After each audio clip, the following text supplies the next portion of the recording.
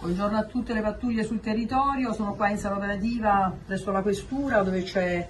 anche altro personale in forza all'UPGSP e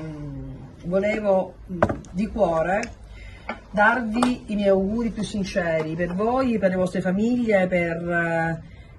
questo Capodanno che ormai è alle porte, perché il prossimo anno sia un anno fervido di sorprese, di gioia e di tanta serenità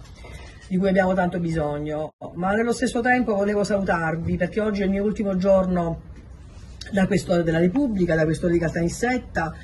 Chiudo la mia bellissima esperienza di 38 anni della mia carriera